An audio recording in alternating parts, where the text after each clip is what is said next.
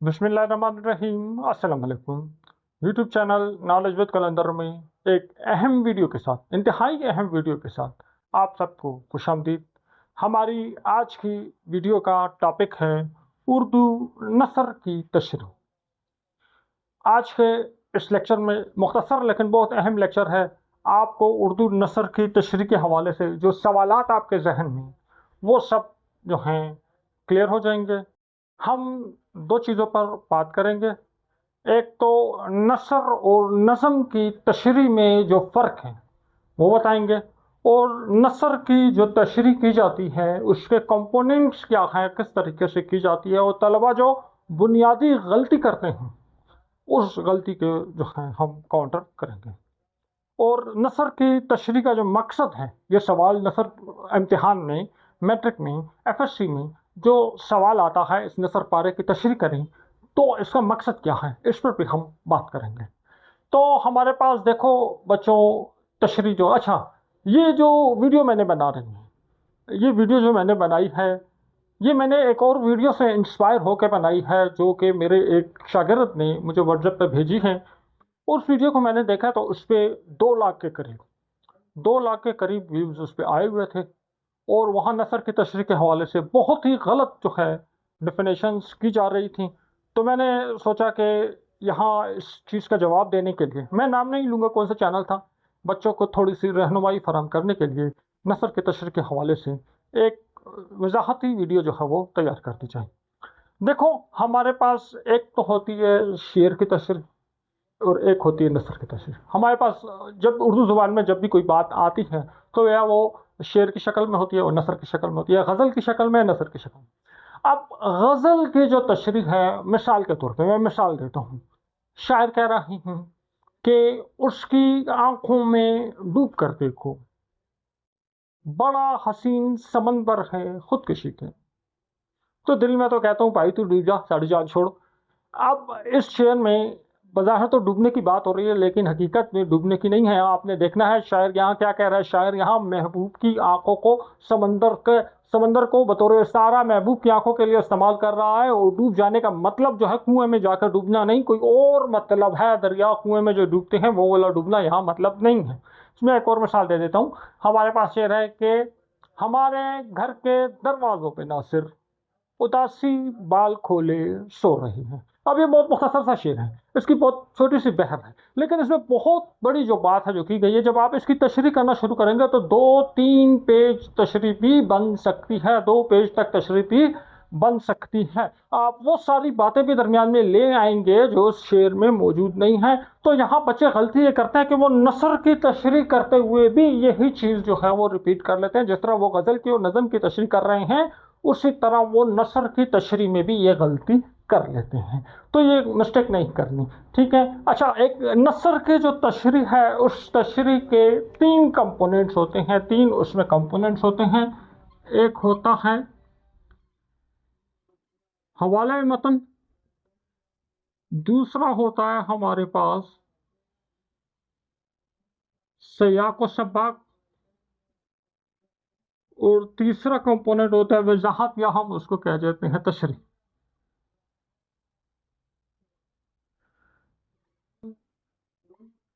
ठीक है, 3 जो है ये कंपोनेंट्स उसमें होते हैं। ये नसर के तशरीह का मकसद क्या होता है, ये सवाल क्यों आता है।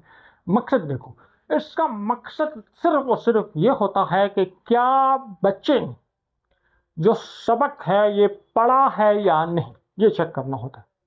जिस बच्चे ने सबक पढ़ा है, सबक की रीडिंग की है, चाहे अब सबक नहीं, सबक नंबर 1, सबक नंबर 2, सबक नंबर 3, उस सबक में कुछ असबाक में नावल होते हैं, कुछ में अफसाने होते हैं, तो उसने वो नावल, वो अफसाना, वो जो सबक है वो पढ़ा है या नहीं।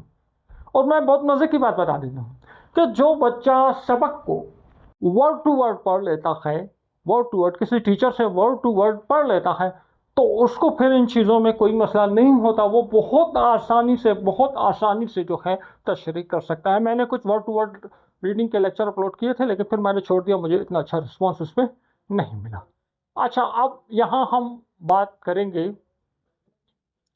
इस नसर की तशरीह के हवाले से। अच्छा, नसर की तशरीह मकसद यह है कि क्या बच्चे ने वो सबक पढ़ा है या नहीं पढ़ा।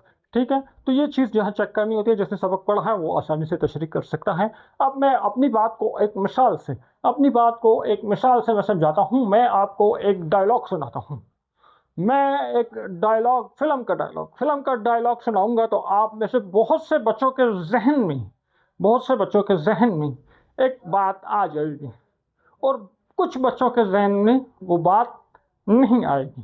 तो वो बात क्या है फिर वो भी मैं बता दूँगा। तो सबसे पहले आप मेरा डायलॉग सुनें। मेरा डायलॉग नहीं, फ़िल्म का डायलॉग है। तो डायलॉग इस तरह है कि बेटे को हाथ लगाने से पहले बाप से बात कर। अब इस डायलॉग जो मैंने पढ़ा है तो आपके ज़हन में फ़ौरन ये बात आ गई कि ये डायलॉग शाहरुख खान का है और ये डायलॉग पठान के जवान फ़िल्म का डायलॉग है और शाहरुख खान ने ये डायलॉग बोला है। तो यही चीज़ उसका हवाला मतन बन गई। हवाला का मतलब होता है रेफरेंस। तो ये डायलॉग ये कौन सी फ़िल्म में आया, कौन से अदाकार ने बोला। तो इसी तरह आपको एक इबारत दी जाती है, इसकी तशरीह करें तो ये इबारत किसने लिखी है और किस सबक में से। तो वो जिस तरह डायलॉग मैंने बोला तो आपके कुछ बच्चों के जहन में फ़ौरन आ गया शाहरुख खान का डायलॉग है और ये डायलॉग जवान फ़िल्म से लिया गया है। तो इसी तरह जब वो पैराग्राफ आप देखेंगे तो आप फ़ौरन समझ जाएंगे कि ये कौन से सबक में से आया है और इसका राइटर कौन है। तो वो आप हवाला मतन लिख लेंगे। मुझे बड़ा अफसोस होता है बच्चे हवाला मतन याद करते हैं। अच्छा, दूसरी बात मैंने कहा था कुछ बच्चों के जहन में ये बात आएगी, ये डायलॉग किसका है, और कुछ बच्चों के जहन में ये बात नहीं आई।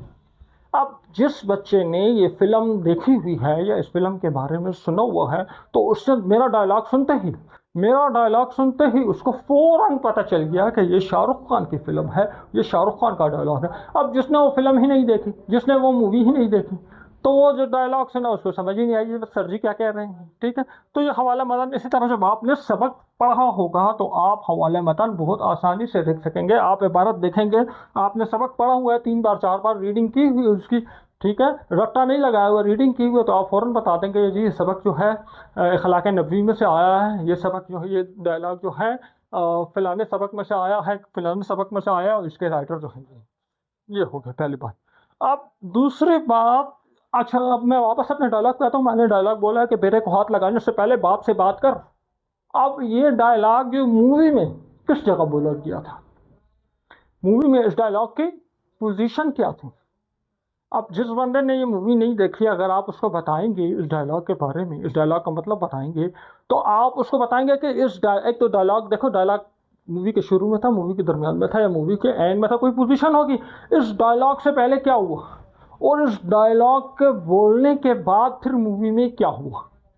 यानी आप पूरी मूवी की जो पूरी स्टोरी है उसको मुख्तसर सा करके सुनाएंगे कि भाई इस तरह मूवी थी, इस तरह सीन था, इस तरह सीन था, फिर शाहरुख खान आ गया, फिर उसका बाप आ गया, वो भी शाहरुख खान था, और फिर शाहरुख खान को मार रहे थे तो शाहरुख खान जो उसका बाप था वो खुद शाहरुख खान था, उसने डायलॉग बोला। इस तरह वजाहत आप करेंगे और उस डायलॉग के बोलने के बाद ये हुआ, इससे पहले क्या हुआ, इसके बाद क्या हुआ, इस चीज़ को आप कहोगे सयाको सबाक। तो इसी तरह ये पैराग्राफ जो यहाँ दिया हुआ है आपको, इस पैराग्राफ से ऊपर वाले पैराग्राफ में क्या हुआ और इसके आगे जो पैराग्राफ है, पूरा सबक नहीं लिखना, मुख्तसर आप लोगों को बताना है। जिस तरह मैंने पीछे लेक्चर अपलोड किया हुआ है, पीछे उर्दू फर्स्ट ईयर उर्दू के कुछ असबाक के, तो उसमें आप लोगों को मैंने तफसील से जो है ये चीज़ बताई हुई है, आप वहाँ जाके देख सकते हैं। ठीक है, तो सयाको सबाक हो गया कि ये पैराग्राफ है, इससे पहले और इसके बाद क्या हुआ।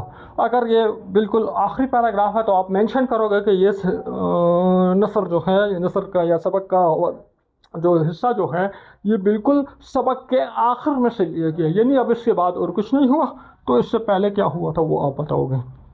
तीसरी चीज़ तस्वीर। अब यहाँ वो मिस्टेक कर लेते हैं, वही गलती हो जाती है कि वो डिटेल में लिख लेते हैं। यहाँ 4 लाइनें होती हैं और यहाँ 10 लाइनें आप लोग तशरीह पे लिख लेते हो। याद रखो, तशरीह कभी भी इस ओरिजिनल मतन से ज़्यादा नहीं, थोड़ी सी ज़्यादा खैर है, ज़्यादा नहीं होनी चाहिए। तशरीह में आपने करना क्या है, यही चीज़ उतारनी है। ज़रा इसको सिंपल वर्ड्स में आप लोगों ने लिखना है। जो मुश्किल अल्फाज जो हैं उनके मायने जो हैं वो आप लोग थोड़े आसान करके जो है लिखने। डायरेक्ट एंड डायरेक्ट की कंडीशन है। मैंने कुछ तशरीह भी अपने चैनल पर अपलोड की हुई, आप 1-2 तशरीह देखें तो आपको बहुत अच्छे से आइडिया हो जाएगा। तो तशरीह में आप खुद से भी लिख सकते हैं। अब यहाँ बच्चे क्या करते हैं, बच्चे हर सबक के कुछ पैराग्राफ ले लेते हैं ये पैराग्राफ है, इसका हवाला मतन याद कर रहे हैं, उसका सयाको सबक याद कर रहे हैं, लिखी हुई तशरीह, उसके रट्टा रट्टा सिस्टम लगा रहे हैं। तो ऐसे बच्चों के लिए मैं कह रहा हूँ कि कौन है ये लोग और कहाँ से आते हैं ये लोग। भाई पूरा सबक आप पढ़ लो, सबक के दरमियान में कहीं से भी कोई एक पैराग्राफ आ जाए तो बस आपने बताना है इससे ऊपर जो है क्या किस्सा चल रहा था, और इस पैराग्राफ के बाद जो है कहानी है ना, इस कहानी में शुरू में क्या हुआ, बाद में क्या हुआ, और जो पैराग्राफ है इसकी तशरीह बस सिंपल वर्ड में जो है आपने लिखनी है। जो मुश्किल अल्फाज उनको थोड़ा सा आसान करके लिखना है, बहुत ज़्यादा डिटेल्स में आपने नहीं जाना है। तो उम्मीद है आज आपको थोड़ा नसर की तशरीह के हवाले से जो जहन में कंफ्यूजन थी वो क्लियर हो गई होगी।